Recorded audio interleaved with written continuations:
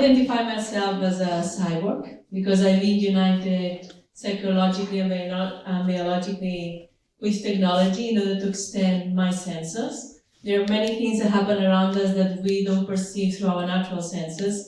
And I realized that I unite myself with technology, I could reach to these imperceptible things around me. But I'll start from the beginning. I'm actually a choreographer and a dancer. And I guess that when you are in a dance studio, you can create movement with your body, but you can also find movement in other places that it's not your body. And then since 2007, I started uniting myself with technology in order to perceive this more unreachable movement around me. And the first thing I did, it was this type of glove that I would point at people, and then I would detect the speed of the people walking in front of me. So if I look at the glove, I would know if someone was walking 3 per hour or 5 per hour or things like this. But then I realized that was a bit weird because I had to point at people, and then also that was a bit rude. And then also I had to look at it, and I didn't want to know the speed, I wanted to feel the speed. So in order to do that, I transformed this glove into a pair of earrings. And if someone was walking from right to left, I would know, depending on the interval of each vibration, I would know the speed of the people walking in front of me. And then I realized that actually, depending where you are, you tend to walk faster or slower. There's like this common movement sense that we all have. You would probably walk faster if you are in London than if you are in Rome. So I decided to create like a movement dictionary where, if you know the sound, sorry, it's just the colors. So I decided to go to each capital of Europe, defining the speed of each capital by the speed of walking of the citizens walking. So it's another way of defining cities. After this research, I found out that London, they walk very fast. Also Stockholm, that was surprising. Not Oslo, Stockholm, they walk very fast. And the slowest capital I was in the Vatican City.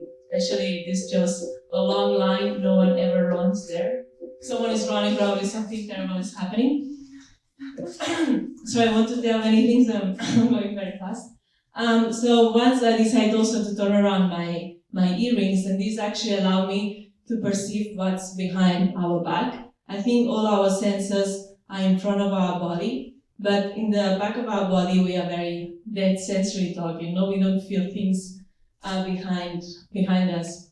I don't know if it happens here in Vilnius. I think here it's not that crowded, but I don't know if it happens in very crowded cities when you want to walk fast and someone is blocking you on the way. So I think everyone should have these earrings because then you would perceive if someone is behind you.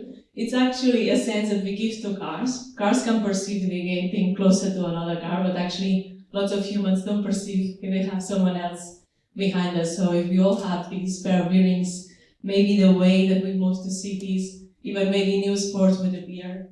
And this allows you to have a 360 perception of your surroundings. And after perceiving all these movement that I had around, I felt like I want to perceive something more universal. I thought that my sense of movement didn't depend on people. And I had this image, okay, if I would be alone in the planet, how could I perceive movement? I mean, what is movement if it's not created by a human being? And then I realized that actually the Earth constantly moves. So not only rotates by itself all around the sun, but it shakes constantly through earthquakes. And then I thought it would be amazing to be united to this huge natural movement, but most of the time is imperceptible. So since 2013, I created the seismic sense. So I had some implants in my feet that were connected to all 9 seismographs. And whenever there was some seismic activity on the planet, I would feel a vibration inside my body. And depending on the intensity of the earthquake, the vibration I would feel would be stronger or less strong. And I call this the seismic sense, the sense of feeling the seismic activity of a planet in real time. And at the beginning, I had to get used to feeling all these vibrations constantly. So if I was talking, I would feel a vibration, I would like to stop talking. When I was sleeping, I would wake up more often. But after a while, I get used to it and it became like a new sense. And And a way that I had to describe it is like I had a new beat in my body. I not only had my heartbeat, but I had the earth beat having its own rhythm inside the body. And I call this actually cyborg art. Cyborg art for me is the art of creating your own perception of reality by designing new senses and new body parts. So the artwork of a cyborg artist would be a new sense. For me, the artwork is the seismic sense. But the problem of cyborg art is that it happens inside the artist. So in a way, I'm the only audience of this new art because I'm the only one perceiving the seismic sense. So cyborg art is very individualistic in this case. I'm the audience, the museum where it happens, and the artist itself. So in order to share what I feel, I create external artwork. One is based with, I'm gonna drink some water. Sorry about this. I want to go fast.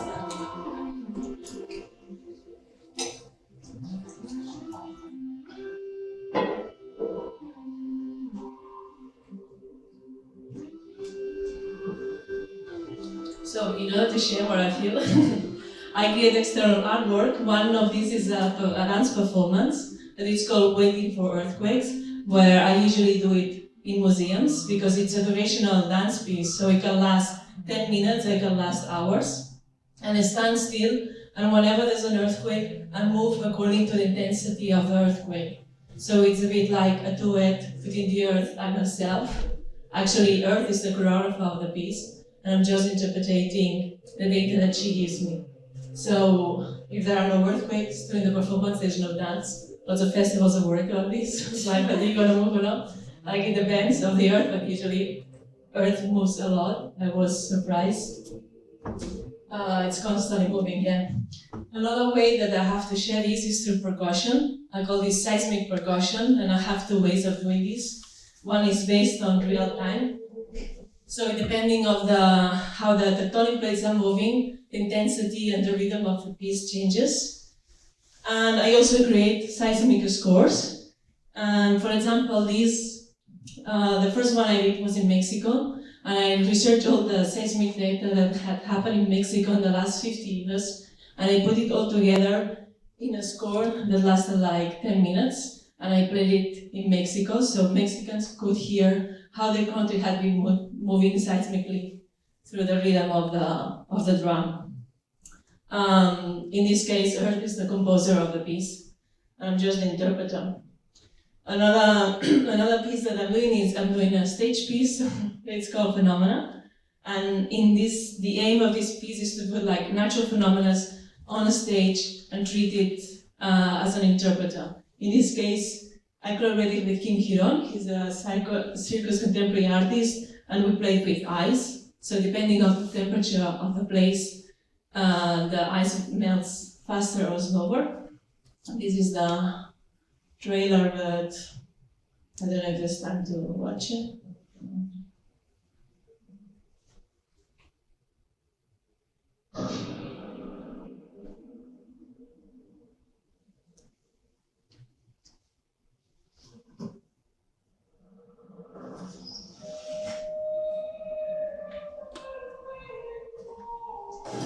Maybe I'm gonna perform it here, huh?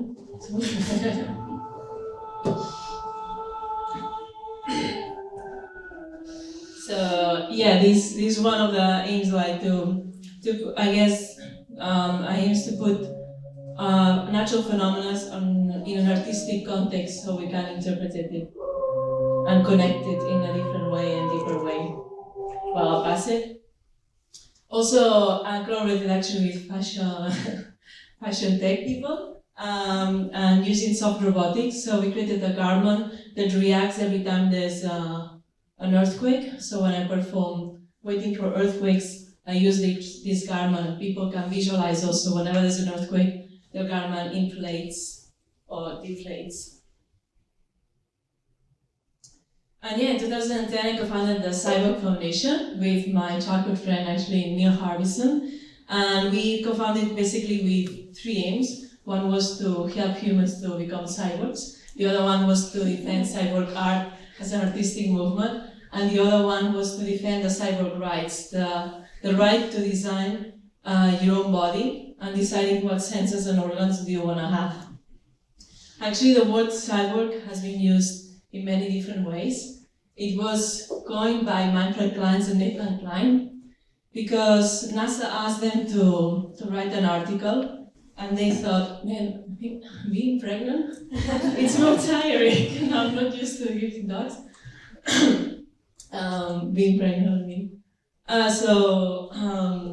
They asked them to write an article in the NASA, and they thought that we needed a new word. It was in the 60s. We needed a new word apart from mechanic and bionic. And they thought if it's in human nature to keep exploring and to leave Earth and live in space, in order to create spaceships and live inside the spaceships, we should modify ourselves in order to survive in other environments. And this is when they created the word cyborg. And we like this thing, and we think, okay, maybe it's time to modify ourselves in order to understand better our own planet. But since it was coined, it has been used in many different ways. And from the Cyber Foundation, we think that being a cyborg is an identity, and there's many ways of being a cyborg. Maybe one could be a psychological cyborg. Maybe most of you are already psychological cyborgs, because when your mobile phone is running out of battery, you say, I'm running out of battery, instead of saying my mobile phone is running out of battery. So you have this psychological union with cybernetics. One could be a biological cyborg, which is the physical union with cybernetics and your body. One could be a neurological cyborg, which is the modification of the brain and the mind, because you've been united for so long with cybernetics. And some years ago, I found out another way of being a cyborg, because after having almost 7 years the seismic sense in my body, I decided to take them out because I needed a radical change. And I thought the most radical thing I could do was to take the implants out. I have to say I was more scared to take them out than to put them in. And the weird thing happened is that when I took them out, I could actually still feel the vibrations in my body. So I had a phantom effect. So, you know, these people that lose their limb and they still feel it. So I had this phantom seismic sense effect. So for a while I thought maybe I'm a phantom cyborg now. Now, and after some months it passed away. And now I'm thinking of other ways, of other things to perceive. We also feel like that we are trans-species because we have new organs and new senses that are no longer defined as a human sense of human body parts, so we're not 100% human. And we also feel trans-species because we think it's not about humans getting better, it takes other species in consideration. A good example of who feels trans-species is my friend Neil Harrison. He actually has an antenna implanted in his head. Antennas are usually in the animal world, not in the human world, so he also feels trans-species. And Neil has an antenna implanted in his skull that translates colors into sounds. So for him, color is sound.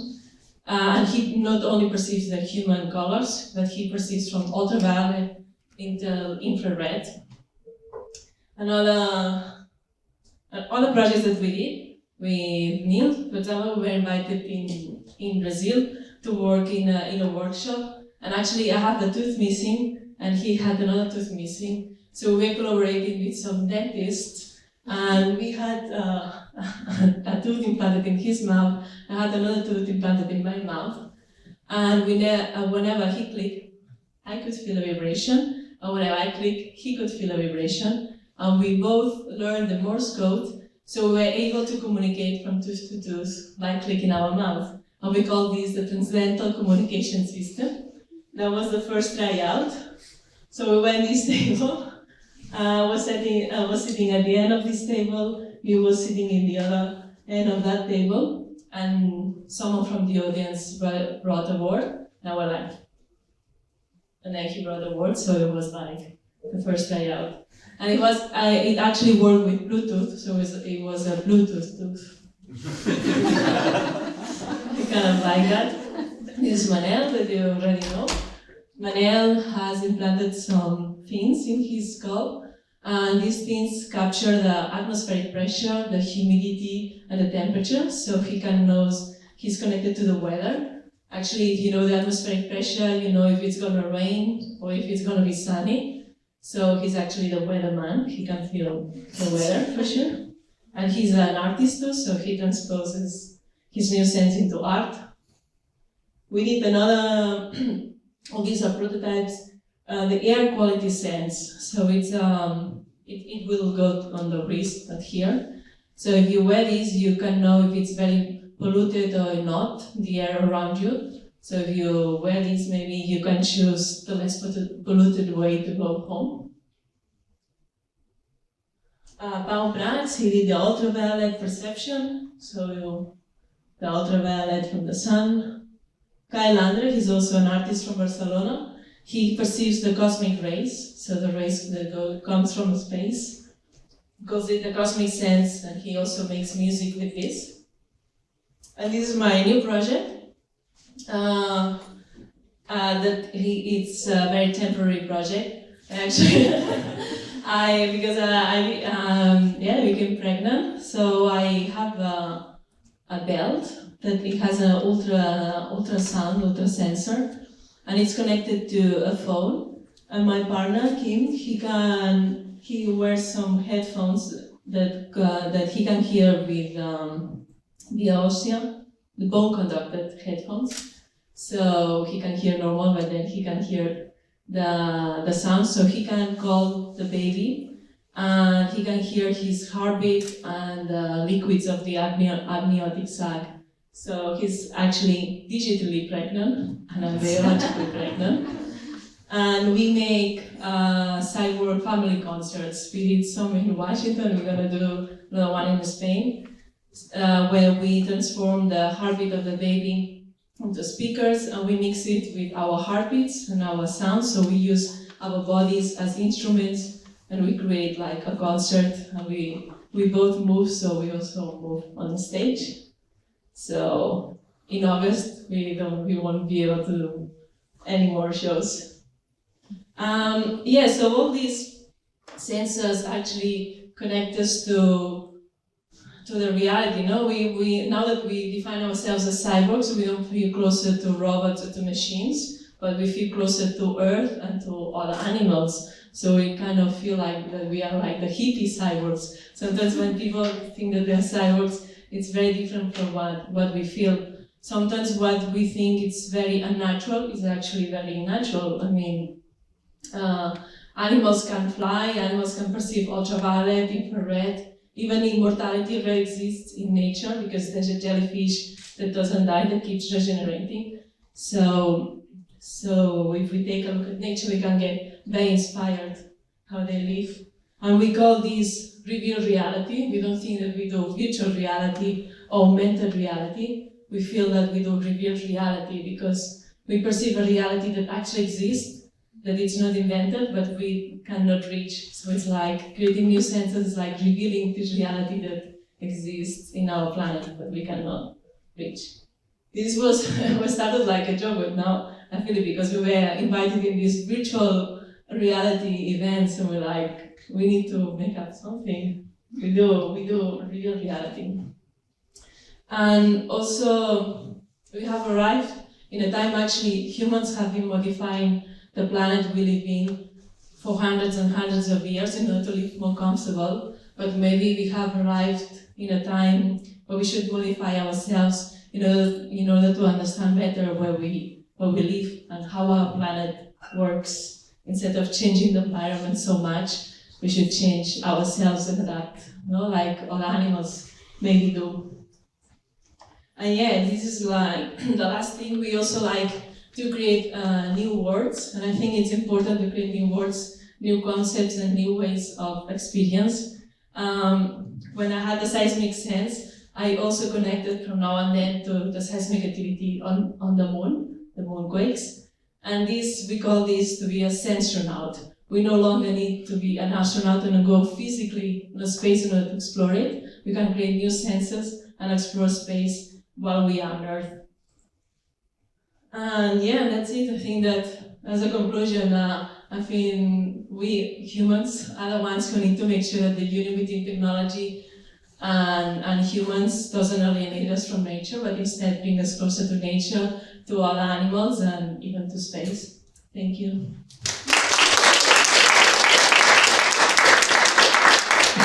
Thank you all. Yes, you will be assimilated. All right.